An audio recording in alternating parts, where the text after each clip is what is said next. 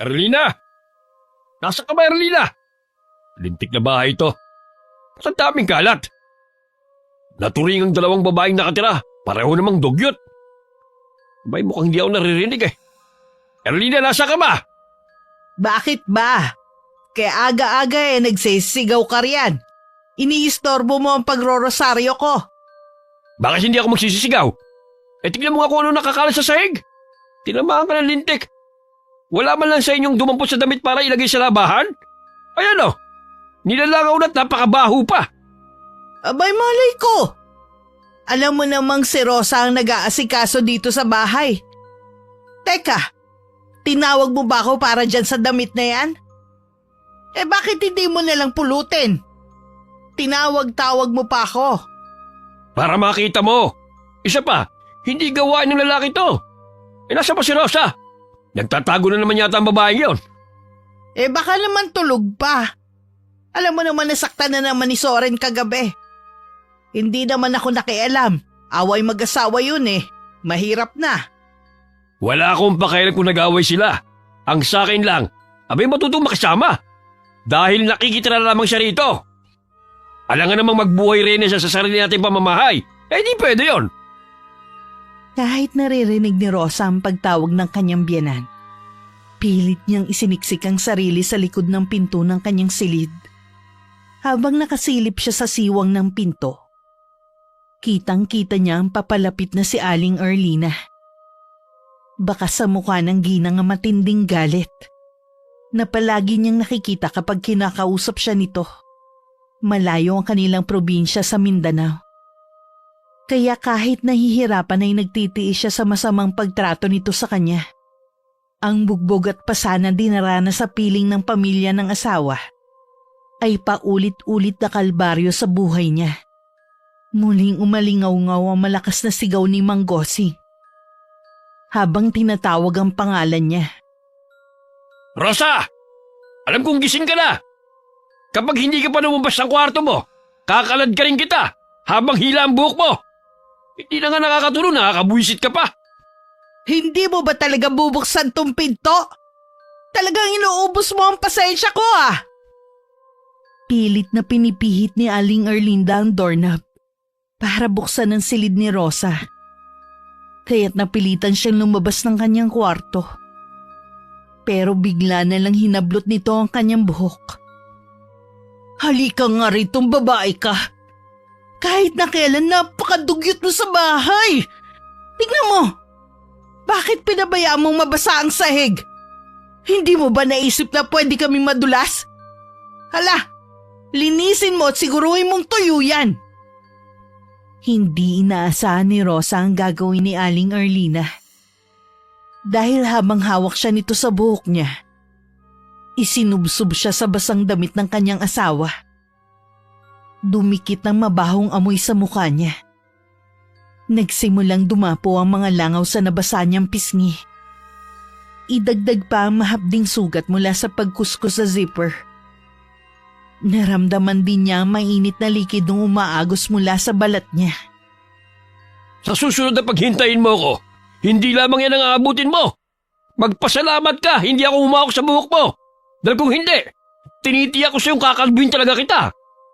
Sige na, tama na ang drama. Hindi mo na kami madadala sa paiyak-iyak mo.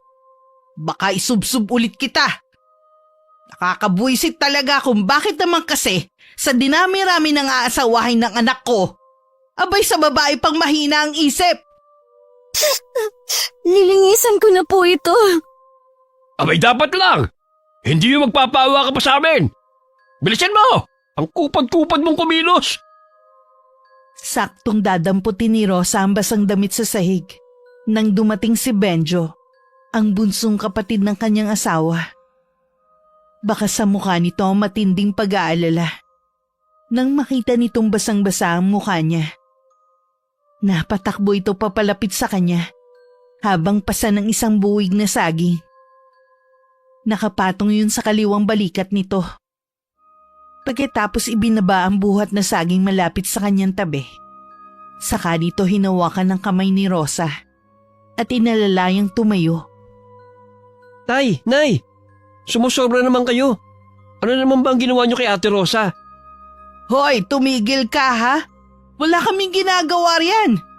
Pinakukuha ko lang sa kanya nagkalat na basang shorts ng kapatid mo. Gaano po ba kabigat ang damit at kailangan niyo pang iutos kay ate? Dumudugo na nga ang mukha niya eh.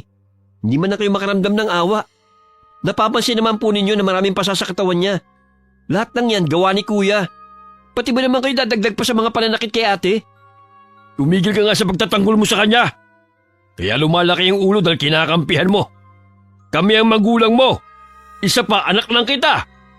Lahat ng sasabihin ko ay batas niyong dapat sundin. Kaya susunod kayo sa akin. Dahil bago ako nagagalit, sinasabi ko muna kung anong kinagagalit ko. Ayos lang ako, Benjo. Ililigpit ko na lang itong damit ni Zoren. Ako na lang po ang gagawa. Wag na. Ako na, kaya ko nito. Hindi ko alam kung bakit nagtitis ka pa sa pamilya ko. Kulang na lang. Patayin ka nila sa bugbog. Mga walang puso. Anong sabi mo? Talaga yatang inuubos mo ang pasensya ko. Gusto mo yatang tamaan ngayon ah. Hindi ako natatakot, Tay. Para kasi hindi makatao yung ginagawa niyo kay ate. Ako nahiya sa mga pinagagagawa niyo sa kanya. Akma na sanang susuntukin ni Manggosing si Benjo. Pero humarang si Rosa kaya't sa kanya tumama ang kamao nito. Gumuhit ang hapdi sa kanyang sikmura. Dahilan para matumba siya sa sahig habang namimilipit sa sakit. Tanga! Kung hindi ka humarang, hindi ka tatamaan ng suntok. Ikaw namang Gosing, talaga bang sasaktan mo ang anak mo? Umalis na nga lamang kayong dalawa. Hoy Benjo, ipasok mo na nga itong dalang mong saging. Hindi yung magpapakabayani ka sa asawa ng kapatid mo. Hindi to pagpapakabayani, Tay. Inilalayo ko lang kayo sa kasamaan. Kayo nakakaya dito eh. Hindi na nga nakapagpigil sa galit si Manggosing. Sinuntok nito sa sigmura si Benjo. Kaya't bumagsak ito sa sahig sa tabi ni Rosa. Napahawak sa tiyan ng binata habang namimilipit na rin sa sakit. Diyos ko, maayos ka lang ba, Benjo? Ayos lang po ako, ate. Nasusunod na sasagutin mo pa ako ng pabalang, Benjo. Para lamang sa walang kwentang babaeng to. Hindi lamang yan ang sasapitin mo. Kabwisit ka! Hinakbangan lamang ni Manggosing ang nakahigang si Benjo. Habang papalabas ito ng pintuan ng sala. Sakalang tumayo si Rosa para lapitan ang nasaktang bayaw. Ibinangon niya ito at hinaplos ang nasaktan nitong sikmura. Nakabaluktot ito habang hinaharangan ng dalawang braso ang kanyang tiyan. Hindi ka na sana nakialam. Nasaktan ka tuloy. Palagi mo na lamang kong pinag-aalala. Bakit mo ba kasi ako ipinagtatanggol? Siyempre naman, kapatid na rin kita eh. Kahit si Kuya Soren ang totoong kapatid ko, ikaw pa rin ang ipagtatanggol ko. Kasi ikaw ang walang pamilya dito. Hindi ko hahayaan na saktan kanila. Tumayo ka na nga dyan. Huwag mo nang uulitin to, ha? Sakit pa rin ang tiyan ko. Di kagad ako nakailig sa suntok ni tatay eh. Ikaw nga itong may sugat sa pisngi. Parang hindi na yata dumudugo. Dahil wala ng katas ang mukha mo. Alam mo, konting-konti na lang, lilip pa rin na ng malakas na hangin ang katawan mo kapag bumabagyo. Namintas pa. Ikaw nga itong kapag umuulan, hindi ka rin pwedeng lumabas ng bahay kasi malulunod ka. Masyado kasing nakadapa ang ilong mo. Aba, naminta sa matangos ang ilong. Hindi na nakaganti sa pangaasar ni Benjo si Rosa. Dahil nahagip ng kanyang mga mata si Aling Erlina na nagtatago sa likod ng pintuan ng kusina. Kitang-kita niyang nakasilip ito sa maliit na siwang ng dingding. Nanlilisik ang mga mata nito habang nakasimangot. Napatayo tuloy si Rosa at nagmamadaling dinampot ang basang damit sa sahig. Tumayo ka na dyan, Benjo. Salamat sa pagiging mabait mo sa akin. Wala yun, ate. Ako na maglalagay niyan sa labahan. Naku, wag na. Itabi mo na lang ang dinala mong saging at tumutulo pa ang dagta sa sahig. Oo nga pala. Pasensya na. Sige, dadali ko muna tong saging sa kusina. Pagkatapos ikukuha ta ng talbos ng bayabas. para dikdikin at ilagay dyan sa sugat mo. Ayos lang ako. Huwag mo akong alalahanin. Nang tumalikod kay Rosa si Benjo, ay saka lang siya nakahinga ng maluwag. Muli niyang tiningnan ang pintuan kung saan nakita niyang nagtatago si Aling Erlina. Pero wala na ito. Kaya tagpunta na lamang siya sa likod ng kanilang bahay. Dala ang shorts ni Zoren. Wala silang gripo. Malayo rin sila sa ilog. Kaya't umaasa lang sila sa balon na ang tubig ay nanggagaling sa bukal. Pagkalipas ng ilang minuto, ay narinig niya ang mga yabag ng paa na papalapit sa kanyang kinaroroonan. Hindi ko nagugustuhan ang madalas na pag-uusap ninyo ni Benjo. Ayoko dumating ang araw na ang mga anak ko ang magpapatayan dahil sa'yo. Papatayin muna kita bago mangyari yon. Nagkakamali po kayo. Wala pong ibig sabihin sa amin ang pagiging malapit namin sa isa't isa ni Benjo. Para ko na po siyang kapatid. Huwag ka muna magsalita ng tapos. Ang babae kapag pinakitaan ng kabaitan ng lalaki, mahuhulog ang loob hanggang makalimot sa sarili. Magaling ako kumilatis ng tulad mo. Alam ko ang mga galaw mo. Huwag naman po ninyo akong husgahan. Hindi ko po yun magagawa. Sus! Huwag ka na magpanggap na santa. Lumang tugtugin na yan. Babae rin ako, kaya alam ko kung anong ibig sabihin ng mga tingin mo sa anak ko. Hanggat maaari ay gusto kong layuan at iwasan mo ang anak ko. Opo, pero wala po talagang ibig sabihin ng pagiging mabait ni Benjo sa akin. Huwag ninyo po sanang pairalin ng makitid ninyong pag-iisip. Anong sabi mo? Halika nga rito, babae ka. Sumasagot-sagot ka na ngayon, ha? Sinong pinagmamalaki mo, ha? Tama na po. Pagod na po ang katawan ko. Lahat na lang kayo. Naglalagay ng mga pasa at sugat sa balat ko. Hindi pa po ba kayo nakukontento? Dala ng matinding galit ni Aling Erlina sa biglang pagsagot ni Rosa. Sinampal siya nito ng malakas. Uulitin pa sana ni Aling Erlina ang ginawa. Nang hindi sinasadyang natabing ni Rosa ang kamay ng biyanan at napasubsob ito sa maputik na gilid ng balon. Sa hindi inaasahang pagkakataon, yun ang nadatnang eksena ng bagong dating na si Zoren. Nay! Hindi ko sinasadya. Nadulas ang kamay niya at dumiretso sa putikan. Anong hindi sinasadya? Nakita kong itinulak mo siya. Yung walang iyang asawa mo, pinagsasabihan ko lang eh, itinulak ako! Nakita ko po, Nay. Nasaktan po ba kayo? Siya ang unang pumunta rito at pinagbibintangan ako ng kung ano-ano. Sinampal niya ako. Wala akong ginawang masama sa kanya. Tinawid ni Zoren ang espasyong namamagitan sa kanila para lang sampalin si Rosa. Sa lakas ng kamao ng asawa, napasubsob siya sa putikang kinasubsuban ng ina nito. Dala ng matinding sakit sa pagtama ng maliit na bato sa kanyang muka, ay napahagulgul na siya ng iyak. Ayoko na! Kung alam ko lang na malaimpyerno ang buhay ko sa inyo, hindi na ako sumama sa'yo! Lumalaban ka na ngayon, ha? Siguro may lalaki ka. Kaya malakas na ang loob mo magsalita ng ganyan. Mukhang tama ka. May ibang lalaki ang asawa mo. Yan din ang dahilan kung bakit sa una pa lang ayoko na talaga sa kanya. Malandi ang asawa mo. Huwag kayong masyadong mapaghusga. Kung anong sama ng mukha ninyo, ay siyang bulok na mga pag-uugali ninyo. Nagulat si Rosa nang mula sa pagkakalugmok sa putikan, ay bigla na lang siyang sinipa ni Zoren sa balakang niya. Sakto naman ang dating ni Benjo at tumakbo agad dito sa kanyang kinaroroonan. Tama na yan, kuya. Babae lang kaya mong saktan. Kung ayaw mo na kay ate, palayain mo na siya. Para ano? Kayo ang magsama? Akala mo ba hindi ko nahalatang may gusto ka sa kanya? Wala akong gusto sa kanya, kuya. Naawa lang ako kay ate. Bakit pa ganyan ang sinasabi nyo? Ganyan na ba kakita ng mga isip nyo? Halika na, Ate Rosa. Tumayo ka na dyan. Huwag mo na akong pakikialaman. Lumayo kayong lahat. Sa susunod na sasagot-sagutin mo pa si nanay sa harap ko, manghihiram ka na ng mukha sa aso. Hindi pa ba ako nanghihiram ng mukha sa aso? Pagmasdan mo ang pisngi ko. Wala namang paglagyan ng pasa, palibasa. Halimaw ka. Narinig mo, Soren? Lumalaban na talaga ang babaeng yan. Nay, huwag na kayong dumagdag. Tama na, Benjo. Huwag ka na lang makialam.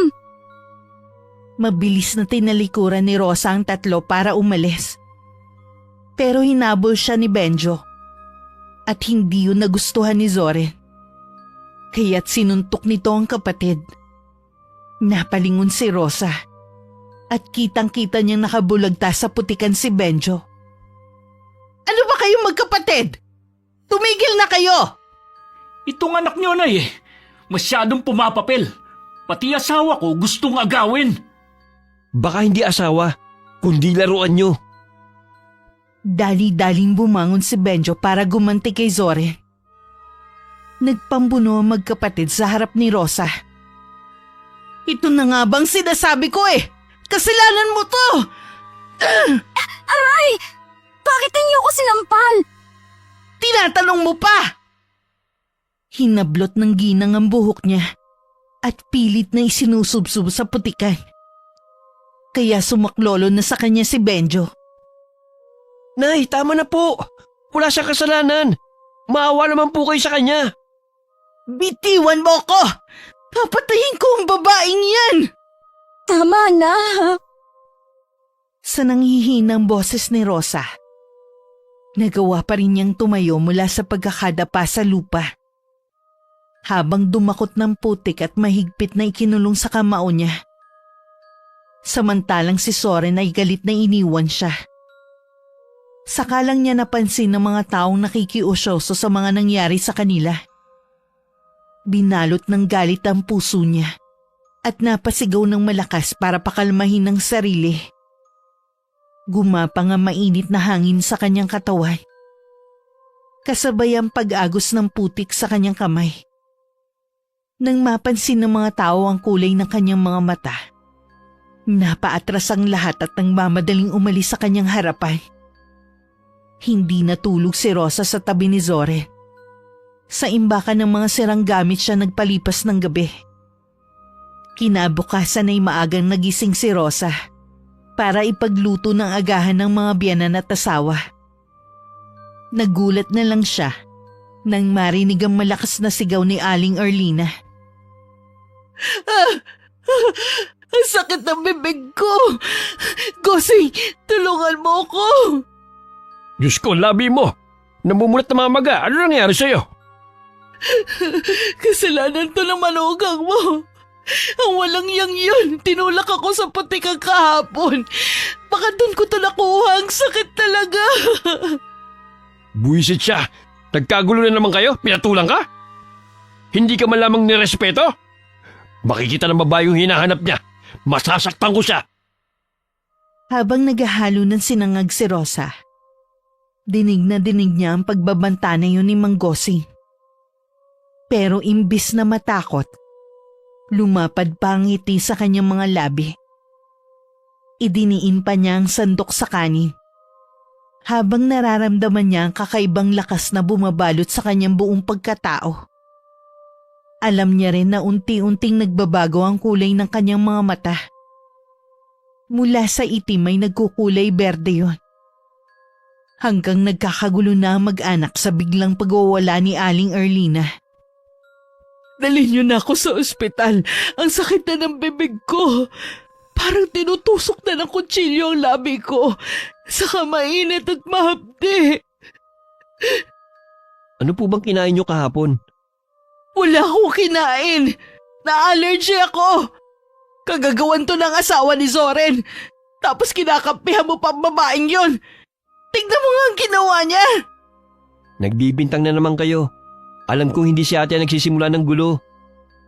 Narinig mo ba, Gosing? Imbis ako ang kapihan ng anak mo, ang babaeng yun ang pinagtatanggol. Ano bang pinakain sa'yo ni Rosa at nagkakaganyan ka? Tawagin mo ang kuya mo at samahan kami magpagamot sa doktor. Saglit na natahimik ang sala. Pagkaraan ng ilang minuto ay biglang nagkagulo ang mag-anak. Nang sumambulat ang suka ni Aling Erlina sa sahig. Malapot na likido na sumingaw ang mabahong amoy. Ang ngiti ni Rosa ay mas lalong lumapad habang naglalagay ng itlog sa kawaling pinaglutuan ng sinangag. Ganyan nga, Rosa. Hindi ikaw ang dapat na matakot. Ikaw ang dapat nakatakutan. Anong ibinubulong-bulong mo, ate? Ha? Wala. Nagkakabisa lang ako ng kanta. Kumusta si nanay?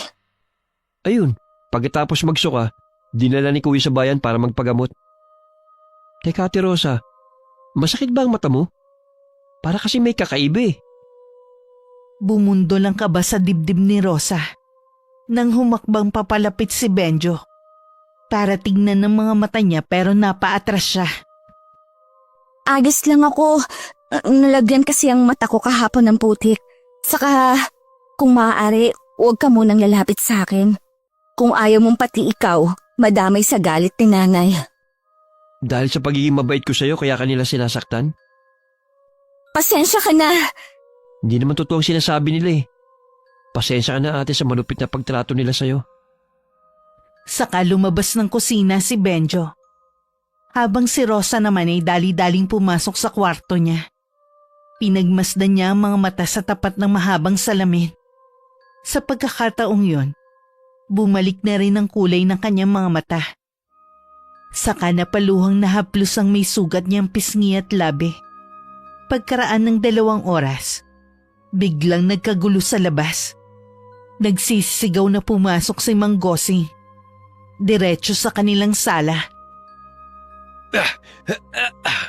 Lumayo kayo sa akin! Dalian mo, Soren! Isarado mo ang pinto!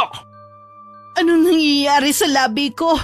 Lintik na doktor yan! Tinanggihan ako! Bakit hindi ka tatanggihan? Hindi ko na alam kung saan ang galing ang mga langaw na lumabas sa bibig mo. Hinahabol tayo hanggang dito sa bahay. Hindi ko rin alam kung ano itong nangyayari sa akin. Ewan ko! Hindi na natapos ni Aling Erlina ang sasabihin. Nang sumambulat muli ang suka nito sa sahig. Hindi basta tubig ang inilabas nito sa bunganga nito, kundi mga buhay na mga langaw. Saan nanggaling ang mga insekto na yan? Rosa! Rosa! Huwag mo nga munang matawag-tawag ang babaeng yon. At baka magdilim ang paningin ko, mapatay ko pa siya. Teka, sino ang maglilinis ng mabahong suka ko sa sahig? Tawagin mo! Hindi pwedeng tayo lang ang naghihirap! Rosa! Nay? Bakit po? Linisin mo nga ang kalat sa sahig! Bakit ang tagal mong lumapit? Nasaan si Benjo? Hindi ko po alam. Nasa kwarto po ako. Bilisan mo! Linisin mo na ang kalat sa sahig! Nang matapos si Rosa sa paglilinis, si Benjo naman ang dumating para agawin sa kanyang mga dala. Ate, ako na po magdadala. Ako na. Huwag mo na akong tulungan. Sa harapan ko pa talaga kayo maggaganyanan, Benjo? Nandito ang kuya mo, hindi ka nahihiya? Ano po bang problema nyo? At lahat na lang ng mga kinikilos ko pinapansin nyo. Ano ka ba? Imbis si Rosa dapat ako ang inaasikaso mo. Ako ang may sakit. Dahil yan sa ugali nyo, kaya nangyayari yan sa inyo. Masyado nyong hinuhusgan ang bawat galaw ni ate. Pikon na ako sa pagiging pakialamero mo. Gusto mo bang ulitin ko ang pagsapak sa'yo nang matauhan ka na sa katangahan mo? Pwede ba? Tama na. Isa ka pa no? Halika nga rito, babae ka. Sa loob tayo mag-usap! Bitiwan mo nga ang braso ko. Nasasaktan ako. Bitiwan mo si ate, kuya! Nang hindi pinansin ni Soren ang sinabi ni Benjo, bigla na lang nitong sinuntok si Soren. Kaya bumagsak ang kapatid nito sa sahig. Doon nagalit si Mang Gosing. Imbis si Benjo ang sinuntok nito, si Rosa ang sinampal nito kaya ang laman ng dala niyang palanggana ay muling natapon sa sahig. Halos mahilo siya sa lakas ng pagkakaumpog ng kanyang ulo sa sahig. Ate! Rosa! Rosa! Tay, anong ginawa nyo? Dapat lang yan sa kanya, para magtanda. Ayaw nyo rin namang magpaawat. Lintik, nagkaagulo kayo ng dahil sa kanya. Sinabi ko naman sa inyo, huwag na huwag nyo ipapakita ang mukha ng babae niyan at talagang mapapatay ko siya. Mula sa pagdilim ng paningin ni Rosa, tanging ang hagulgol ng iyak ni Benjo ang huli niyang narinig. Bago tuluyan nawalan siya ng malay, nagising na lang si Rosa sa malakas na pagtama ng hangin sa mukha niya, pati ang pagpapaamoy ng ointment sa kanyang ilong. Isang matandang lalaki ang bumungad sa kanyang harapan. Nakatali ng panyo ang ulo nito, kaya alam niyang albularyo ang lalaki. Napabalikwas siya ng bangon. Saka lang niya napansin si Benjo sa upo ang katabi ng Catherine kinahihigaan niya. Wala si Zorin, na dapat ang asawa niya ang unang makikita niya. Iginala niya ang kanyang paningin, kaya alam niyang nasa ibang silid siya. Mabuti naman at gising ka na. Akala ko aabutin pa ako ng umaga sa kapapaypay sa'yo. Ate, kumusta ng pakiramdam mo? Nawalan ka kasi ng malay kanina. Paano hindi mawawala ng malay Bugbog at tadtad ng basa ang katawan ng babaeng ito. Kung hindi kayang pakisamahan ng pamilya mo si Rosa, pauwiin nyo na sa kanilang probinsya. Ayos na po ang pakiramdam ko. Nasaan ako? At sino po kayo? Ako si Lolo Golem, albularyo dito sa baryo ng Ilenda. Kung nahihirapan ka sa mga biyanan mo, huwag kang magtiis. Kung gusto mo, tumito ka na lang para hindi ka na nila saktan. Gusto ko na pong umuwi sa probinsya namin. Pero may tatapusin lang ako.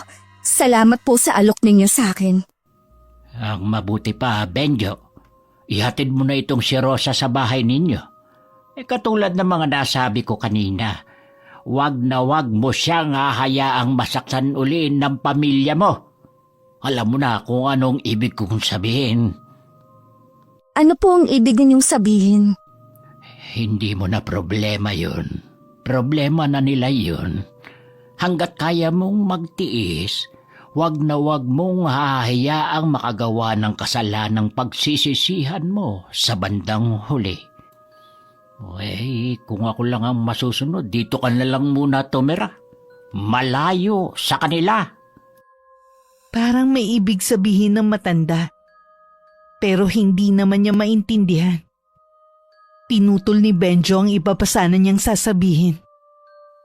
Tayo na ate, umuwi na tayo. Aalis na po kami, Lolo Golem. Sige na. Kapag may problema ka, huwag kang mahiyang lumapit sa akin. Salamat, Lolo. Sige na. Umalis na kayo. Ipainom mo itong dinikdik na sambong kay Rosa. Makakatulong yan para malinisan ang kanyang dugo. Itapal mo rin ang dahon sa kanyang sugat sa katawan. Saka lang sila lumabas ng pinto na gawa sa kawayan. Napansin ni Rosa na madilim na pala ang paligid, kaya halos ilang oras siyang walang malay. Mabuti na lang at maliwanag ang sikat ng buwan, kaya't nakikita nila ang daan. Inalalayan siyang maglakad ni Benjo pero tumanggi siya. Habang naglalakad pa uwi, hindi maiwasan ni Rosa ang hindi magtanong. Paano mo nakilala si Lolo Golem? Madalas ako magpunta rito kapag masama ang loob ko noon kina tatay at nanay. Kadalasan mas palagay pa ang loob ko sa kanya kaysa sa sarili ko mga magulang. Ganyan na sila dati pa. Palaging mainit ang ulo, lalo na kapag walang pera. Hindi na sila makatarungan sa akin. Nahihirapan na ako sa ugali nila. Ang hirap nilang pakisamahan. Pasensya ka na ate. Kung ako nagdala sa'yo dito imbis na si Kuya. Tutulungan kita makapag-ipon ng pera para pamasahe mo pauwi sa probinsya nyo. Bakit ka ba nagpapakita ng kabaitan sa akin? Kaya tayo pinagdududahan dahil sa mga ikinikilos mo eh. Wala akong pakialam sa mga sasabihin nila ate. Ang alam ko, tama ang ginagawa ko. Para walang kasamang mangingibabaw, suklian nyo ng kabutihan. Hindi ako naniniwalang may kabutihan pang natitira sa mundong ito.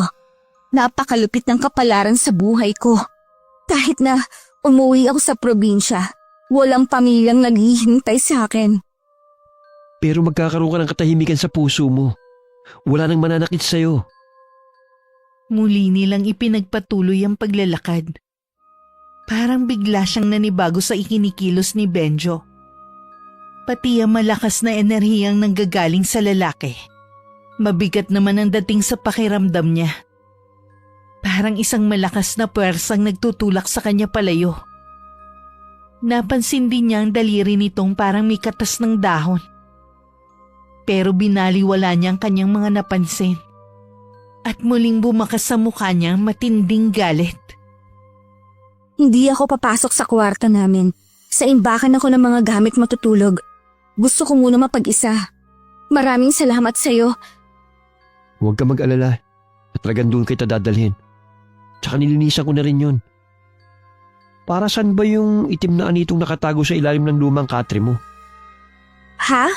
Hindi ko alam kung kanino yun. Ang akala ko nga sa inyo. Kaya nga itinabi ko muna kasi nakakatakot ang itsura. Itapon ko kaya? Wag!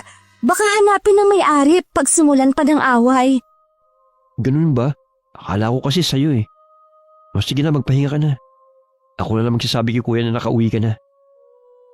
Pagtapat nila sa pinto ng kwartong nasa silong ng bahay, tumalikod na si Benjo sa kanya. Saka lang nakahinga ng maluwag si Rosa, habang tanaw ang pag-akyat ni Benjo sa hagdan ng bahay. Pagpasok naman niya sa loob, ay muli niyang binuksan ang lumang gasera. Kumalat ang liwanag sa buong silid, at nakita niyang malinis na ang kwarto. Kinuha niya ang itim na anito sa ilalim ng katre. Ang rebultong itim ay isang lalaki na may taas na isang dangkal. Ipinatong niya yun sa kanyang altar. Saka nagsagawa ng ritual. Ididipa na lang sana niya ang kanyang mga braso para sa pagsisimula, nang may biglang kumatok sa kanyang pinto. Dali-dali niyang itinago ang anito sa ilalim at binuksan ang pinto ng kanyang kwarto. Nakalimutan ko palang ibigay sa'yo itong kumot. Salamat. Sige, magdala ka ng pinto ate. Inumin mo rin tong katasang sambong. Nang maiabot sa kanya ang baso na may lamang kulay berdeng likido, muli niyang isinara ang pinto. Ipinagpatuloy niya ang ginagawang ritual. Dating mambabarang si Rosa, na nagpa siyang magbago ng makilala ang asawa.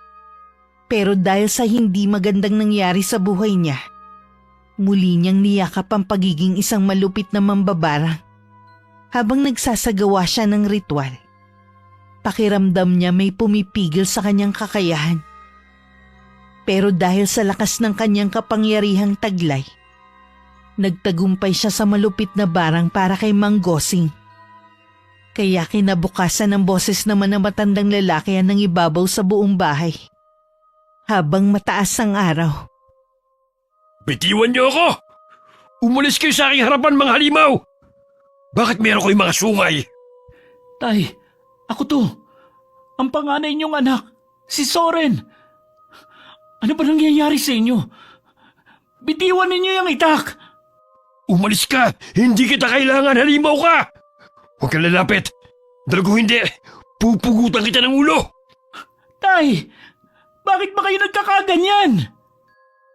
Mula sa ibaba ng bahay na kinaroroonan ni Rosa, dinig na dinig niya ang malakas na sigawan na nanggagaling sa sala. Malapad ang kanyang ngiti, dahil alam niya kung ano ang mga nakikita ni Mang Gosing. Sa kasalukuyan yun ang unang epekto ng barang na ginamit niya. Kulang na lang ay sumayo siya sa labis na kaligayahan. Huminto lang siya sa pag-indak nang mahagip ng kanyang mga mata ang nagmamadaling si Benjo, papunta sa kinaroroonan ng ama nito. Tay, ano nangyayari sa inyo? Kuya, bakit nagkakaganyan si tatay? Saka, nasa ba si nanay? Hindi ko alam kung bakit nangyayari ito sa mga magulang natin. Bakit kuya? Si nanay, hindi na niya maibuka ang bibig niya. Umiyak lang ng umiyak. Hindi ko na alam ang gagawin ko sa kanila. Kuya! Si tatay naman, pagkagising ko, hawak na ang itak. Papatayin niya tayo at halimaw raw ako. Para siyang nasisiraan ng bait. Ganyan nga. Magdusa kayo. Babait pa nga ako eh. Dahil kung ano lang ang ginamit ninyo para saktan ang damdamin ko, yun lang ang inatake ko. Unti-unti ko kayong papatayin. Ang sarap din yung pagmasdan mula sa siwo ng sahig ninyo. Baka kailangan natin humingi ng tulong kay Lolo Golem. Tumigil ka nga sa mga pinagsasabi mo. Walang sakit si tatay at nanay. Tulungan niyo ako! Maraming halimaw dito sa bahay! Teka, nasa na bang itak ko? Bakit niyo inagaw ang itak ko? Papatayin niyo! Pilit na nagwawala si Mang Gosing. Habang nanlalaki ang mga matang nakatingin sa dalawang anak. Inayos muna ni Rosa ang kanyang sarili bago pumasok sa loob ng bahay. Isinuot niya ang singsing na matagal nang hindi lumalapit sa kanyang mga daliri. Isang kapangyarihang sandata na may mutya ng uwak. Isang proteksyong hindi magtuturo sa tunay na pagkatao ng barang. Isa lang ang nasa isip niya ngayon. Ang matandang si Lolo Golem. Batid niya ang malakas na enerhiyang nararamdaman niya rito. Pero hanggat hindi ito nakikialam, hindi ito makakatikim sa kanyang galit. Pagpasok niya sa pintuan ng sala, lahat ay napatingin sa kanya. Bigla kasing naghilom ang kanyang mga pasa at sugat sa katawan. Bagamat may markang natitira, bakas sa mukha ng tatlo ang pagkagulat nang makita siya. Tulungan mo ko, Rosa! Maraming halimaw na nakapaligid sa akin! Tay, umalis kayo sa paanan ng babaeng yan. Bakit niyo ba kinakapitan ng binti niya? Narinig mo, Rosa? Nagsasalita ang mga halimaw! Wala pong mga halimaw. Mga anak ninyo po sila. Ha? Hindi. Wala akong anak na halimaw. May mga sungay sila. Tulungan mo ako. Ialis mo ako rito. Halos pagapang ang lapit ni Mang Gosing kay Rosa. Kapag umaalis siya para iiwas ang mga binti niya. Habang si Benjo ay nanatiling nakatingin lang sa kanya. Masakit din naman para sa kanya na masaktan ang bayaw niya. Dahil naging mabuting tao ito sa kanya. Pero wala na talagang makakapigil sa kanya. Nasimulan na niya ang ritual. At nagbigay na rin siya ng alay sa kanyang Diyos. Hindi na siya kailanman magkakaanak. Bilang kapalit sa parusang ibibigay niya sa mga taong umapi sa kanya. Zoren, kunin mo itong tatay mo. Wag mo akong ibigay sa kanya. Pakiusap. Hindi na ako magiging malupit sa'yo. Tulungan mo ako, Rosa. Hindi ko kayo matutulungan dahil wala naman pong halimaw sa bahay nito. Benjo, ikulong ninyo si tatay para na siyang baliw. Sakalang gumalaw si Benjo sa pagkakaluhod sa sahig. Katabi ni Soren na pinapanood lang ang kinikilos ng ama. Ilang saglit ang lumipas mula naman sa kwarto ng mag-asawa. Narinig nilang umiiyak si Aling Erlina. Kaya't nagkunwari si Rosa na nag-aalala sa dalawa. Pero ang totoo parang gusto niyang lumukso sa tuwa. Lalo na nang makita niya ang kalagayan ng biyanang babae.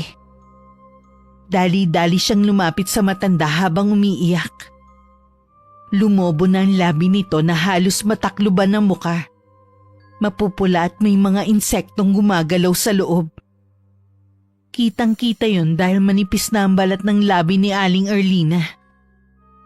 Nay, anong nangyayari sa inyo? Sa tingin ko, may umaatake ng pataligod sa mga magulang ko. Nasaan si tatay? Kinulong ko muna sa kwarto ko. Itinago ko na rin ang mga itak na pwede niyang gamitin laban sa atin. Hindi ko alam kung anong nangyayari sa kanila. Ipagamot natin sina tatay at nanay. Si Lolo Golem. Siya ang mas nakakalam sa ganitong sakit. Puntahan mo siya. Kailangan mong magbadali. Pagkatapos kong makita ang kalagayan ni nanay ngayon, parang gusto ko nang maniwalang may barang sila. Sa oras na malaman ko kung sino may gawa nito, pagsisisihan niyang nabuhay pa siya. Anong gagawin mo? Papatayin ko siya. Sa kabila ng pagbabantang yun ni Zoren sa harap ni Rosa, ay lihim pa siyang napapangiti. Dahil hindi na rin magtatagal, isusunod na niya ang kanyang asawang mahilig gumamit ng kamao para saktan siya. Kahit tumawag pa ito ng albularyong titingin sa mag-asawa, ay hindi na nito malalaman kung sino ang totoong bumarang sa dalawa. Hanggat suot niya ang singsing na may mutya ng uwak. Ang kakayahan ay pumigil sa lakas ng kapangyarihang kumakalaban sa pambabarang niya. Napilitan lang siya. Masasamang tao lang ang binabarang niya. Sige kuya, pupunta ako si Lolo Golem. Sige, mag-iingat ka. Sasamahan kita. Dito ka na lang ate. Talagang masyado ka ng halata sa pagtingin mo sa kapatid ko. Baka nakakalimutan mong may atraso ka pa sa akin. Magpasalamat ka at hinayaan kitang dalhin ni Benjo sa manggagamot. Dahil kung ako lang ang masusunod, pababayaan kitang mamatay. Tama na kuya. Ngayon ka pa ba magkakaganyan? Nakikiusap ako. Tigilan niyo ng pananakit kay ate. Saka walang namamagitan sa amin ng asawa mo. Alam mo namang sabik lang ako magkaroon ng kapatid na babae. Kaya nagkakaganito ako. Isa pa, asawa mo siya. Kaya mabait ako sa kanya. Hayaan niyo si Zoren, Benjo, kung ano ang gusto niyang isipin. Dahil kapag napuno na ako, baka totohanin ko na ang mga binibintang nila sa akin. Napasigaw si Benjo nang biglang tumama sa mukha ni Rosa. Ang malakas na suntok ni Zoren sa kanyang labi. Pero hindi na siya bumagsak para damdamin ng sakit. Wala na siyang maramdamang sakit. Sinuklian niya ng malapad ng ngiti ang galit na asawa. Kaya napilig lang ang kanyang mukha sa harap ng nag-aalalang si Benjo. Kuya, anong ginawa mo? Para magtanda na ang ate mo. Pagkatapos ng problema ko, pinapangako kong palalayasin na kita sa bahay ko. Tingnan mo nga, ni hindi man lang nasaktan sa ginawa ko. Manhid na ang mukha ko. Ang katawan ko sa mga pagbubugbog ng mga magulang mo. Idagdag pa ang hindi makatarungang pananakit mo sa akin. Kuya, tama na. Huwag mo nang patuloy si Ate Rosa. Manahimik ka, isa ka pa eh. Hindi naman magkakaganito mga isip namin kung hindi ka nagpapakita ng malasakit sa babaeng to. Puntahan mo na si Lolo Golem. Dahil sabik na ako malaman kung sino ang bumarang sa mga magulang natin. O baka ikaw, Rosa, ang nanakit sa kanila. Makitid na talaga ang utak mo para pagbintangan mo ako sa mga bagay na yan. Malalaman natin, mahusay at magaling na albularyo si Lolo Golem. Kaya simulan mo nang magdasal. Itigil niyo ng pag-aaway niyo. Aalis na ako. Dapat nga kanina pa eh. Sakalang nagmamadaling tumalikod sa kanila si Benjo. Halos takbuhin na nito ang bahay ni Lolo Golem. Kaya't naiiwan silang dalawa ni Zoren. Ikuha mo ako ng palanggana para mapunasan ang katawan ni nanay. Nalagyan na ng suka ang kanyang damit, pati na sa pinsakatre. Bilisan mo, dahil kapag nakikita kita, mas lalo lamang umiinit ulo ko. Oo na, kukuha na. Samahan mo na rin ng maiinom na tubig. Habang naglalakad papuntang kusina, ay panay ang pagpitik ng mga daliri niya sa hangin. Pagpapanatili yun ng bisa ng barang niya sa dalawang matanda. Sa wakas ay unti-unti na niyang nabibigyan ng hustisya ang pagtitiis niya sa mahabang panahon. Habang kumukuha ng palanggana at malinis na tubig na inumin ni Aling Erlina, sinamahan pa niya yun ng orasyon. Sa oras na gamutin ito ni Lolo Golem, mas lalong titindi ang pananakit ng labi nito. Maging si Mang Gosing na nasa kabilang kwarto ay magwawala. Dahil sa tindi ng pananakit ng ulo, makakakita ito ng mga halimaw na tumatawa. Isang ilusyon na ito lang ang nakakakita. Hanggang sa mag-iisip itong magpakamatay na lang kesa ang mabuhay. Bigla niyang napansin na malaking lubid sa ibabaw ng lamesa. Isang pagpapasya na tuluyang paslangin ng matanda. Bakit ang tagal mo? Kanina ka pa nakatayo dyan sa lamesa. Wala ka talagang pagmamadali. Palibasa, hindi mo totoong magulang ang may sakit eh. Akin na nga yan! Sandali, naririto pa ang inumin niya. Sa palagay mo, 3 ang kamay ko. Dalhin mo na at kanina pa naghihintay si nanay.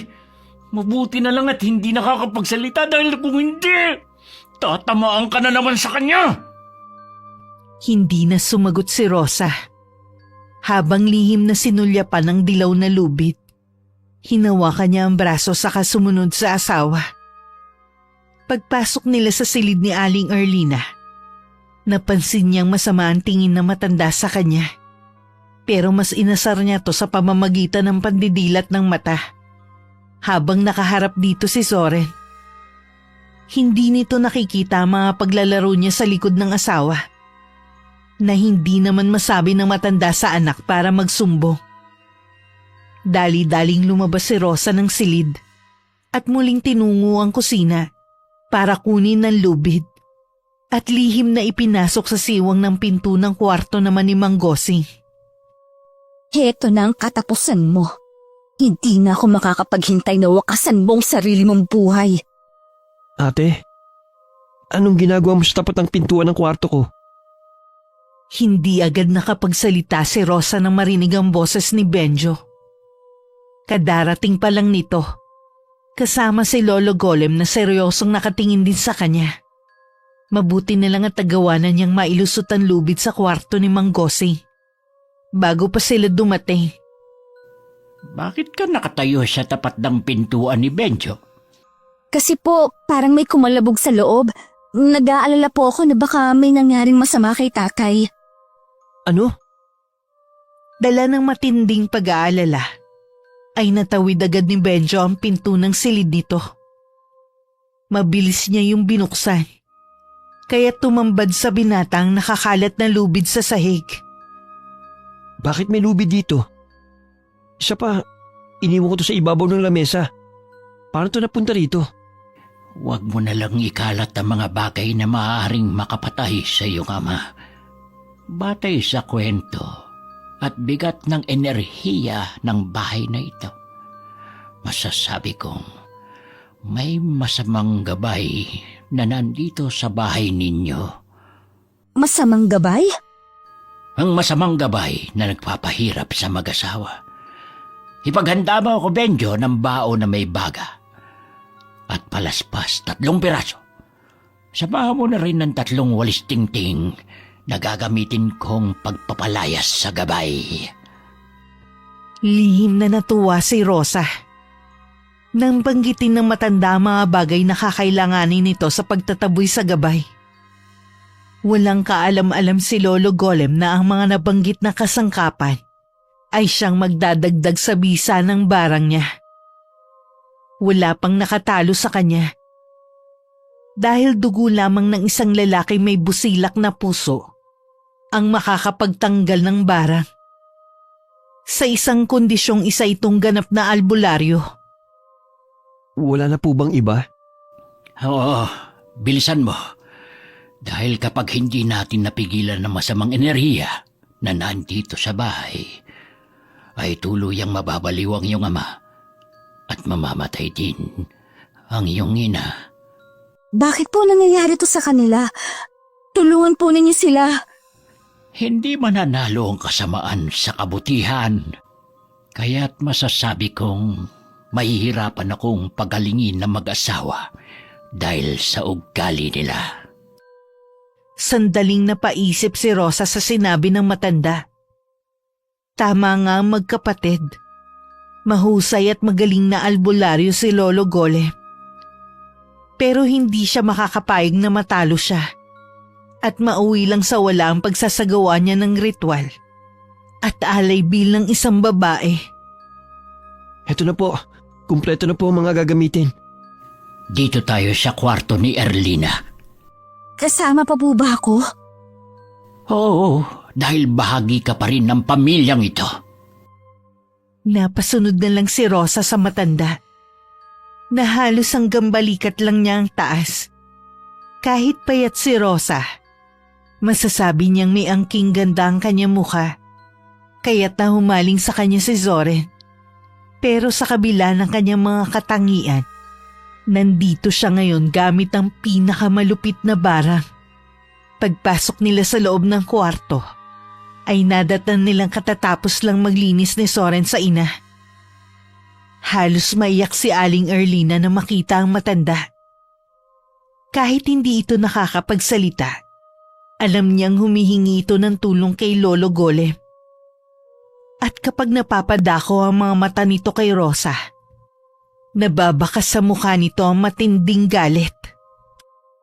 Ilapag mo ang bao sa sahig nitong kwarto ni Erlina. Ikaw naman, Zoren. Doon ka muna magbantay sa iyong ama.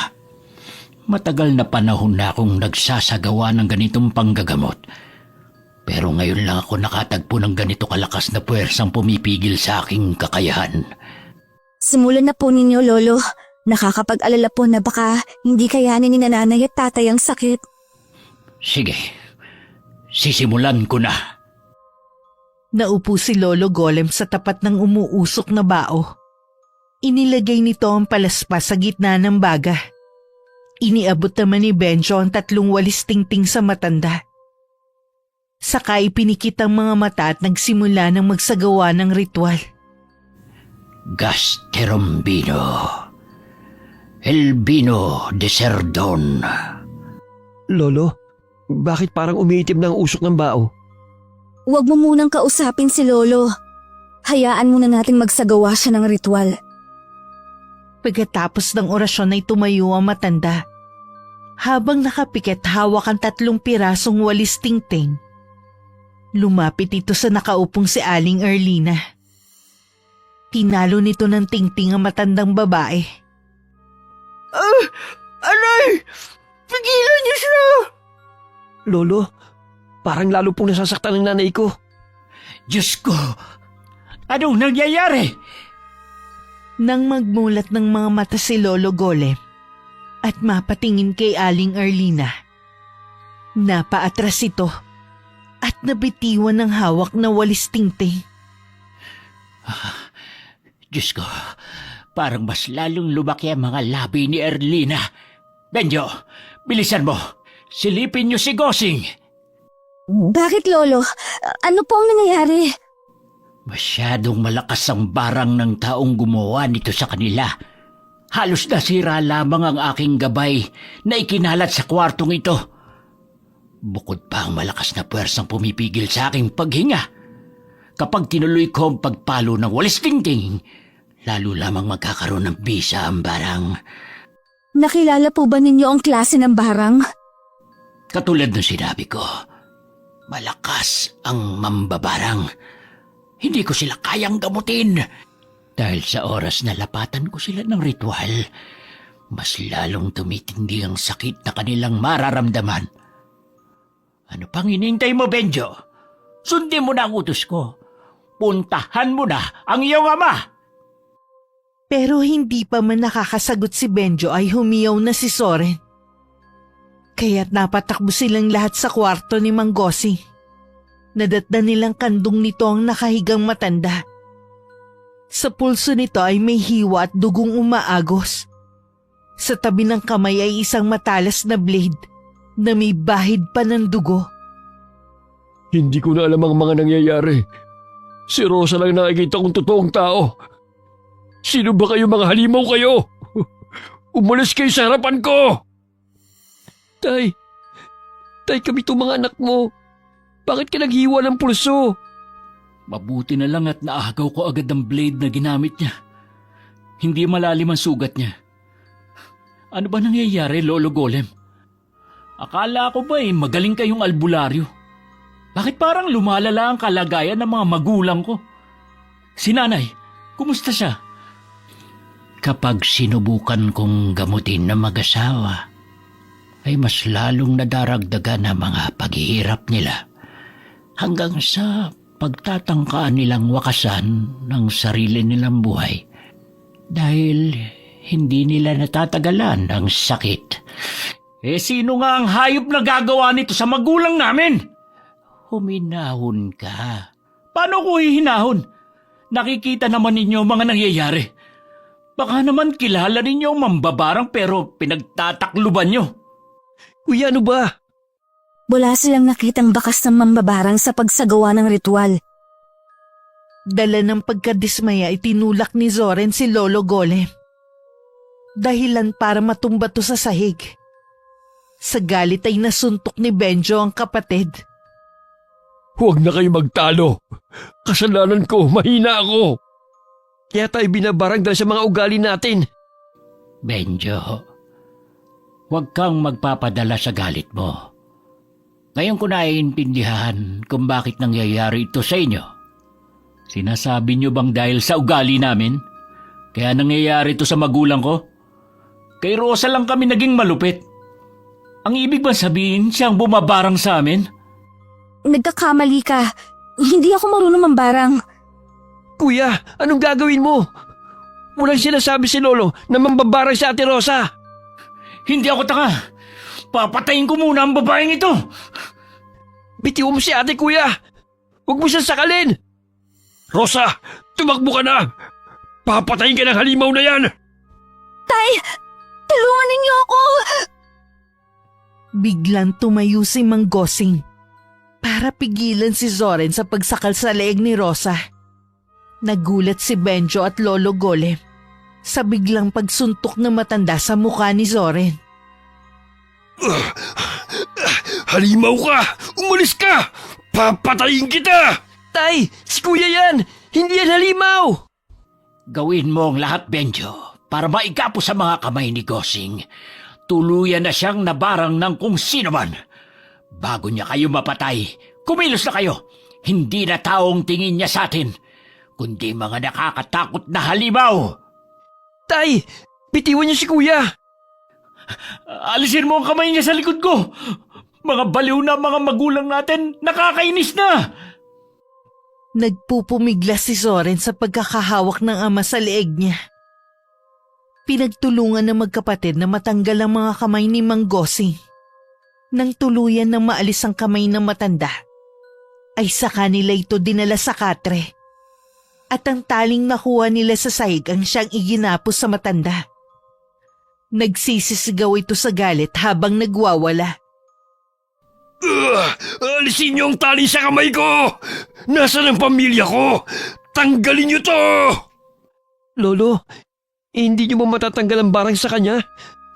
Ano po sa palagay niyo ginamit ng mambabarang para saktan ang aking mga magulang? Lintik lang ang walang ganti. Pagbabayaran ng hayop na bumarang sa aking ama ang mga pasa ko sa leeg. Buisit na yan. Muntik pa akong patayin. Kasalanan mo to, Rosa. Teka, bakit kay Rosa hindi halimaw ang tingin sa kanya ni tatay? Hindi kaya ikaw talaga, Rosa, bumabarang sa aking ama? Hindi. Hindi ko magagawang barangin si tatay. Nakita niya lang na sinasakal mo ako. Kung hindi ikaw, sino? Wala namang nakakaaway ang aking mga magulang. Ikaw lang talagang pwedeng gumawa nito sa amin. Maniwala ka, hindi ko talaga alam ang pambabarang. Bakit hindi mo itanong kay Lolo Golem kung sino ang nakikita niyang bumabarang sa inyong ama? Hoy, tanda! Baka naman ikaw ang gumagawa ng ganito sa aking ama. Minsan na kayong nagkaaway ni tatay nang dahil sa madalas mong pagtuturo ng palihim sa aking kapatid. Hindi ako mambabarang. Albularyo kung nagpapagaling ng sakit ng barang. Bakit ito hindi mo mapagaling? Ang sabihin mo, peke ka. Isa kang manloloko. Huwag mo kong pinagbibintangan ng kung ano-ano. Alalahanin mong hindi ko pa nasasabi ang mga bagay na nakita ko sa kanilang mga ikinikilos. Kapag hindi sila nagamot sa lalong madaling panahon, mawawalan kayo ng magulang dahil may posibilidad na maaari silang mamatay. Sinasabi mo? Gusto mo unahin kong basagin sa suntok ang ulo mo? Ano ka ba, kuya? Tumigil ka na. Siya lang makakatulong sa atin. Ginamitan kayo ng barang langaw. Kakayahang napakahirap labanan ng mga tulad naming albularyo. Hindi ko patuloy ang nalalaman ng bisa ng kontrabarang na gagawin sa mambabarang. Pero isa lang ang masasabi ko. hanggat hindi na ituturo ng aking gabay kung sino ang taong ito, hindi tayo maaaring magbintang o kumilos, lalo na kung ito ay may sariling gabay na pumipigil sa akin. Kalokohan, ang dami niyo pang sinasabi. Gamutin na ninyo ang aking mga magulang kapag pinilit ko ang panggagamot sa kanila. Mapapadali ang kanilang buhay. Ang kailangan ay mahanap natin ang kahinaan ng barang. Habang nag-uusap ang tatlo sa harapan ni Rosa, hindi naman mawala sa dibdib niya ang kaba. Kailangan magsagawa ulit ng ritual barang para sa walang kwenta niyang asawa. Kaya kapag nakumpleto na niya ang mga pangalan na nakasulat sa anito, hindi niya mapapatay ang mag-asawa. Maliban na lang kung pipilitin itong gamutin ni Lolo Golem. Pupuntahan ko po muna si nanay. Wala siyang kasama sa kwarto. Huwag na! Hindi ko kailangan ng mga pag-aalala mo. Malis ka nga sa harap ko. Siguro masaya ka na dahil pakiramdam mo, unti-unti ka nang nakakabawi sa kanila. Ikaw talaga ang alam kong gagawa nito sa kanila eh. Huwag ka lang talagang magpapahuli sa akin. Dahil kahit asawa pa kita, hindi ako magdadalawang isip na patayin ka. Magpapahinga po muna ako, Lolo Golem. Hindi ko muna kayo mayahatid. Kaya ko namang umuwi na mag-isa. Saka babalik ako rito mamayang gabi. Kapag nahanap ko na ang mga gamot at kasangkapan sa pagsasagawa ko ng ritual kontra barang. Benjo! Tinawag niya ang pangalan ni Benjo. Pero hindi nito pinansin ang tawag niya. Sa halip ay diretso itong pumasok sa silid ng ama. Para dun magpahinga. Bigla siyang nakaramdam ng lungkot. Naramdaman niya ang pagiging malamig na pakikitungo sa kanya ni Benjo. Hindi siya naging maingat sa kanyang gagawin. Alam niyang walang ibang paghihinalaan ng pamilya sa sandaling may mangyari rito. Kailangan ko nang umuwi. Bahala ka na dito. Lagi mong tatandaan ang pagiging masama ay may kaakibat na kapalit. Sana'y hindi pa huli ang lahat. Sa tono po ng pananalita ninyo, pati po kayo ay naniniwalang ako nga ang bumarang sa dalawa. Wala akong ibig sabihin sa sinabi ko. Paalala lang ang mga nabanggit ko. Meron kasing mambabarang na kapag may itim na gabay, kahit wala siya rito, ay alam ang mga nangyayari sa pamilyang kanyang binabarang. Akala ko po kung ano. Tandaan na ang maling gawain ay parang katulad sa isda. Nahuhuli sila sa sarili nilang bibig. Yun lang at mabilis na humakbang papalabas ng bahay ang matanda. Sakalang nakahinga ng maluwag si Rosa. Muli niyang tiningnan ang mga nakasaradong pinto. Siya naman ay dumiretso sa kwarto niya para magsagawa ng huling ritual. Sinigurado muna niya na walang makakakita sa kanyang gagawin. Muli niyang inilabas ang itim na anito at nagsagawa naman ng ritual para kay Soren. Hinaplos na muna niya ang suot na singsing. Sakay din pa ang mga braso habang nakapikit. Herberosa, Pakrendon, Sagre Berdino. Ate, bakit? Bakit mo ito ginagawa? Benjo! Nanginginig ang kanyang tuhod nang makita si Benjo na nakatayo sa pintuan ng kanyang kwarto. Nangingilid ang mga luha nito sa mata habang nakatingin ng diretso sa kanya. Una pa lang, alam kong ikaw talagang bumabarang sa mga magulang ko. Paano? Kailan mo pa nalaman, Benjo? Nung araw na nawalan ka ng malay at dinala kita sa bahay ni Lolo Golem, naramdaman niyang mabigat na enerhiyang nanggagaling sa'yo. Kaya sinabi niyang bantayan kita at huwag kang palalapitin sa mga magulang ko. Pero hindi ako naniwala. Hindi ka masamang tao, ate. Pero nagkamali pala ako. Patawarin mo ako, Benjo. Pero huli na. binarang ko na sila. Hayop ka! Ikaw palang gumawa nito sa mga magulang ko! Pagbabayaran mo to! Kuya! Isa ka pang traitor ka! Binigwasan ng suntok ni Soren si Benjo, kaya't bumagsak ito sa sahig. Nang matapos ito sa kapatid ay si Rosa naman ang binalingan nito. Wala itong pakialam kung saan tamaan si Rosa. Patuloy ito sa pagtadyak sa kanyang tiyan. Pero imbis na luha, malapad ng ngiti pa ang isinukli niya. Hindi na niya halos iniinda ang sakit. Nagawa pa rin niyang tumayo habang tumatawa. Bagay na nakapagpatigil dito. Baka sa mukha ni Soren ang pagtataka. Masarap bang mambugbog ng babaeng walang kalaban-laban? Patunay lang na duwag ka. Hindi ka totoong lalaki. Ano sabi mo? Sige, suntukin mo ako. Lubos-lubusin mo ang paggamit ng mga kamay na yan. Alam mo ba kung bakit? Mamamagana yan at hindi mo maigagalaw. Magkakaroon ng tubig ang loob at pamamahayan ng mga langaw. Gusto mo bang malaman kung anong mga ginamit ko sa inyo? Ate! Ate, huwag mong gawin to!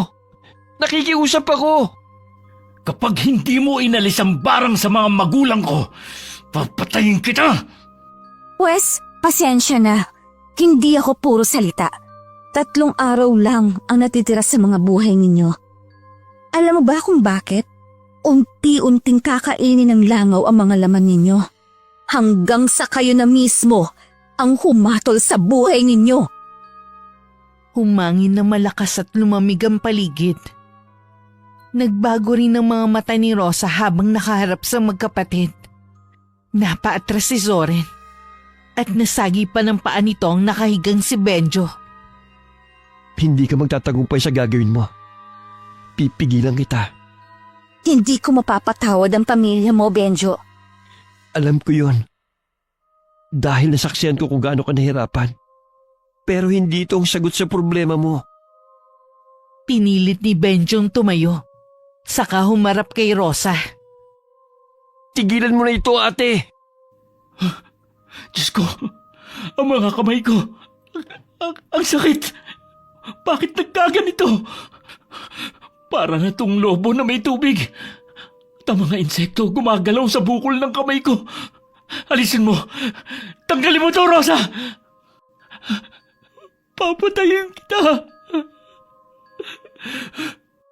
Tama na, kuya! Kung nagkataong hindi ko kayo kapamilya, hindi ko pipigilan si Ate Rosa na barangin kayo. Naging malupit kayo sa kanya.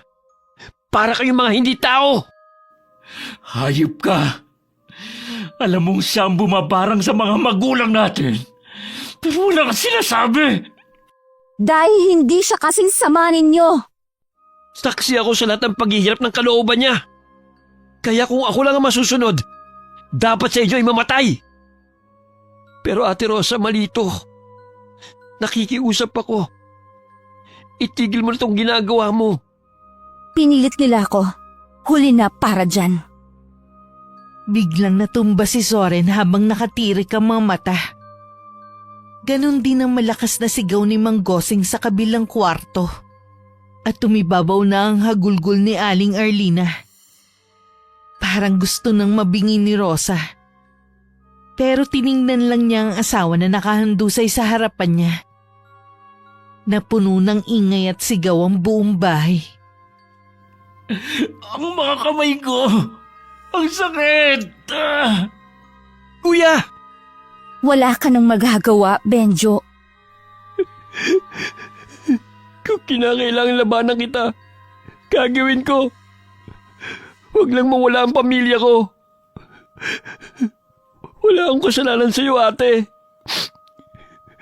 Huwag mong hayaang pagsisiyan ko ang pagtulong ko sa iyo. Parang tinusok ng kutsilyo ang puso ni Rosa nang makita ang mga luhang nangilid sa mga mata ni Benjo. Ang kaisa-isang lalaki na nagpahalaga sa kanya. Tinalikuran niya ito at lumabas sa kwarto niya. Pinuntahan naman niya ang kwarto ni Aling Arlina. Nakita niyang gumagapang ito sa sahig. habang walang tigil sa pagsusuka. Katapusan mo na. Yan ang napapala ng mga mapanghusgang biyenan. Ako ngayon ang huhusga sa buhay mo. Rosa, patawarin mo na ako. Ngayong nahihirapan na kayo, saka ninyo maalala ang salitang patawad. Ate Rosa, itigil mo na ito. Nahihirapan na si Kuya. Hawak ni Benjo ang mga braso ni Soren. Habang inaalalayan nitong makaupo ang kapatid sa upuan na yari sa kawayan. Hindi na mababawi ang mga barang na ibinigay ko sa kanila. Kahit magsisi sila sa kanilang mga ginawa, tanging dugo lang ng isang tunay na albularyo ang makakapagpawala ng bisa sa barang. Pero hanggat hindi nawawala ang galit ko sa kanila, walang magbabago sa sakit na kanilang mararamdaman. Pakiusap, hindi na kami magiging masama sa'yo. Bawiin mo lang ang barang. Kahit masakit ang mga labi mo, nagagawa mo pa rin magsalita para utusan lamang ako sa aking gagawin. Muling natumba si Aling Arlina. Dahil sa mahinang pagbigkas ni Rosa sa orasyong makakapagpagalaw sa mga insektong nasa labi nito, mas lalong napasigaw ito sa sobrang sakit. Ate, nakikiusap ako. Huwag mo saktan si nanay. Kahit para na lang sa akin. Huwag mo itong gawin. Parang awa mo na. Patawarin mo ko, Benjo. Pero masasama silang tao. Patawarin mo rin ako sa gagawin ko, ate. Pero hindi ko rin hahayaang patayin mo sila. Wala na akong ibang paraan kundi ang iligtas ang buhay ng pamilya ko. Hanggang biglang nagsalita ang bagong dating na si Lolo Golem. May mga dalang kagamitan nito. Hawak ang ginupit na maliit na kulambo. Hugis parisukat. Mga kasangkapang may kinalaman sa pangontra ng barang. Gawin mo ang nararapat, Benjo. Ikaw na lang ang makakapigil sa barang na ibinigay ni Rosa sa kanila. Nagsasabi siya ng totoo. Ang barang langaw ay hindi kailanman mababawi. Pero kayang pigilan ng kakayahan mo sa pamamagitan ng sarili mong dugo. Kung ganon isa kang albularyo, Benjo, anong ibig ninyong sabihin? Lalabanan ako ni Benjo ng harapan. Hindi kayo magtatagumpay. Pipigilan kayo ng gabay ko. Hanggang pati kayo'y mapahamak. Huwag mo itong gawin, Benjo. Kung ang buhay ko ang magiging kabayaran, mawala lang ang galit mo, ate. Gagawin ko. Masyado ka nang nagpatangay sa matinding galit mo, Rosa. Patawarin mo sila sa mga nagawa nila. Sasagot pa sana si Rosa. Pero biglang may kumalabog sa kwarto ni Mang Gosing. Kaya nabaling ang kanilang atensyon sa nakasaradong pinto. Dali-daling tumakbo si Benjo sa kinaroroonan ng ama. At napasunod na rin si Rosa. Ganun na lang ang panlalaki ng mga mata ni Rosa nang makitang nakasabit na ang matanda sa bubong. Nagtali ito ng lubid sa kahoy at nagbigti. Mabuti na lang at naging maagap ang kilos ni Benjo. Nagawa nitong maitayo ang bangko sa kabinuhat ang ama. Nahabol na ang hininga. Tumulong na rin si Lolo Golem para matanggal ang lubid sa leeg ni Mang Gosing. Habang si Soren ay umiiyak sa pintuan dahil wala itong magawa. Namamaga ang mga kamay nito. Halatang miserable ang dinaranas na sakit. Nakita mo ba, Rosa, ang ginawa mo? Mas masama ka pa sa amin. Dahil kahit papano, hindi ka namin pinatay. Hindi mo nga ako pinatay. Pero unti-unti ninyo akong pinaparusahan sa mga pangbubugbog ninyo. Kulang pa ang sakit na nararanasan ninyo sa mga sugat at pasa na ipinaranas ninyo sa akin. Magpasalamat ka at hindi natuloy ang pagbibigti ni Gosing sa kanyang sarili. Dahil kung natuluyan siya habang buhay kang uusigin ng konsensya mo, hindi ka patatahimikin ng utak mo, Rosa. Tulungan mo ako, Lolo Golem. Gamutin natin si tatay. Halata sa boses ni Benjo ang tinitimping galit para sa kanya. Bigla siyang nakaramdam ng hiya sa binata. Naging mabuti to sa kanya pero sa lahat ng mga ginawa niya, ay ito mismong nasasaktan. Gamitin mo ang 3 tingting. Ilagay mo ang pangalan ni Rosa sa gitna ng kulambo na gagamitin mong pangharang sa nagbabagang bao. Katulad ng una, itutok mo ang iyong atensyon sa panggagamot. Ano pong una? Ang totoo, si Benjo ang gumamot sa iyo nang mawalan ka ng malay. Siya rin ang nakadiskubre ng gabay na nakasunod sa iyo. Kaya't pinayuhan ko siya para maiiwas ka sa paggawa ng kasamahan. Pero nahuli na pala kami. Nagsagawa siya ng ritual habang tulog ka para tanggalin ang mabigat na enerhiyang nanggagaling sa iyo. At alam kong naramdaman mo rin ang presensya ng kapangyarihan ni Benjo. Bakit? Dahil umaasa akong mas mananaig pa rin sa iyong kabutihan. Pero alam kong mahirap gawin yon. Kapag nasa sitwasyon ka nang nahihirapan ka na, hindi kita masisisi, ate. Pero kailangan kitang mapigilan. Sige, ituloy mo ang panggagamot sa mga magulang mo. Hindi na ako tututol. Pero mapapahamak ka. Maaaring ikamatay mo ang gagawin ni Benjo. Nakahanda na po ako, Lolo. Pagkatapos ng nagawa ko sa kanila ay magpapakalayo na ako. Nagdadalawang isip na sinimula ni Benjo ang ritual. Napangontra sa barang na ginawa niya. Pumikit si Benjo habang bumubulong. Katulong si Lolo Golem. Hindi nagtagal ay hinawakan naman ito ang 3 tingting. Bawat hagupit ni Benjo ng tingting sa hangin, mga magulang pa rin ito ang nasasaktan. Pati si Zoren ay napapaiyak na yakap ang sariling mga kamay. Huhubarin ko na itong singsing. Ilagay mo, Benjo, sa umuusok mong bao. Huwag kang titigil sa gagawin mo. Huwag kang mag-alala, Rosa. Hindi ka namin pababayaan. Ang blade na ginamit ni tatay na magtangka siyang magpakamatay, kasama sa ritual, siyang ihihiwa ni Benjo sa kanyang palad para patuluan ng dugo ang singsing. Maging ang lugid na ginamit ni tatay, kailangan madala rin. Susunugin ang magkabilang dulo ng tali saka pagdidikitin. Gamit ang apoy na nasa bao. Maging ang basang shorts na ginamit ni Zoren sa paghampas sa katawan ko, kasama sa mga ginamit ko. Kay nanay naman ay ang putik na nasa gilid ng balon, kung saan nila ako sinaktan. Patawarin mo ko, Rosa. Sa dami ng naging kasalanan ninyo, hindi nyo naisip na makakahanap rin kayo ng katapat. Tumayo si Rosa para kunin ang shorts ng asawa. Pati ang putik sa bubong, lubid at blade. Lahat ng iyon ay siyang naghanda. Ituloy mo na, Benjo! Hindi ko may papangakong hindi ka masasaktan, ate. Kailangan ko lang talagang mamili sa inyo. Naiintindihan ko. Sa mundong ito, pamilya pa rin ang mas importante. Gaano man sila kasama, pamilya pa rin ang pipiliin mo. Walang kasing sakit ang mga narinig niya kay Benjo. Pero mas masakit sa kanyang wala ng pamilyang matatakbuhan.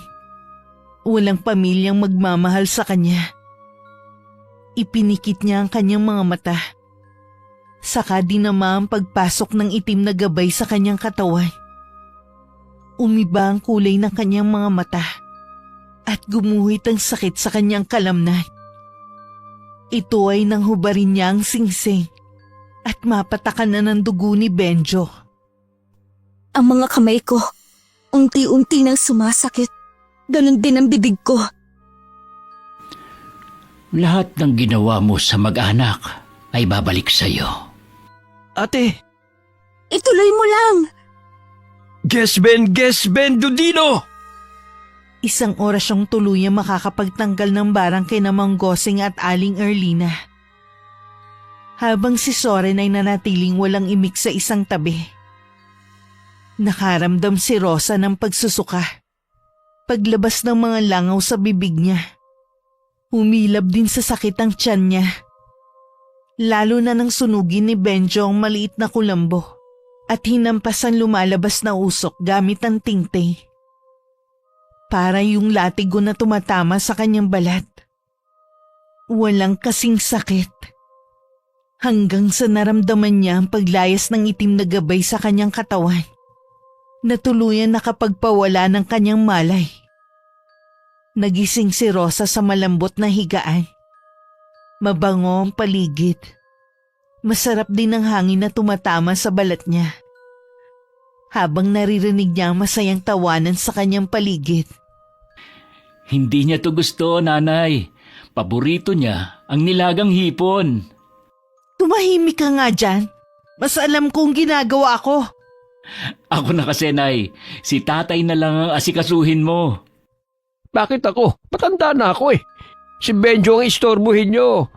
Tignan nyo, baka matunaw na si Rosa sa kakapaypay ng mga dahon ng sambong. Nanay, tatay, gising na si Ate Rosa. Tuluyan nang iminulat ni Rosa ang kanyang mga mata. Mga nakangiting mukha ang nakita niyang nakatunghay sa kanya. Naramdaman din niya ang braso ni Soren na umaalalay sa kanyang pag-upo.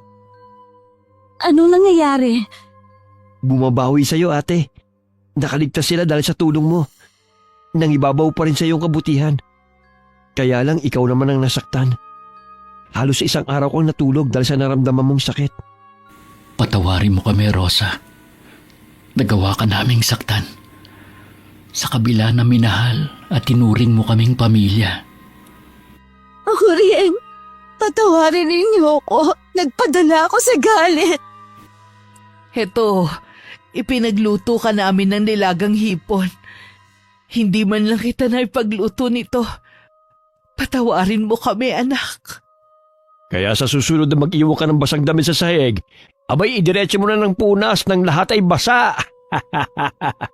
Tayo naman, pinatatawa ko lang kayo. Masyado na pala ako naging malupit kay Rosa. Abay, 2 beses ako muntik mamatay. Para namang may galit pa kayo. Ayan o, isubo mo tong hipon. Uy, masarap naman ah. O sige na Rosa, kumain ka na at baka maubos ko na yan. Opo, Tay. Salamat po. Kagaya po ng nasabi ko, uuwi na po ako sa probinsya. Wala kang pamilya doon. Dumito ka na lang, hayaan mo makabawi kami sa atraso namin sa iyo. Saka paano naman ang magiging apo ko kung lalaki siya ng walang ama? Po? Buntis ka, sabi ni Benjo. 1 buwan na. Hayaan mong alagaan kita. Paano nangyari yun? Ito ang inialay kong kapalit sa barang. Ang hindi na ako magkakaanak. Walang imposible sa Panginoon. Siya ang nakakaalam ng lahat. Halos mapuno ng saya ang puso ni Rosa nang subuan siya ni Aling Arlina ng pagkain at naramdaman ang mahigpit na yakap ng kanyang asawa. Simula ng araw na yun, ipinadama ng buong pamilya kay Rosa na ang pagkakamali ay may pagkakataong itama upang ang kapatawaran ay magsilbing katahimikan sa pusong napuno ng galit. Wakas. Carolina!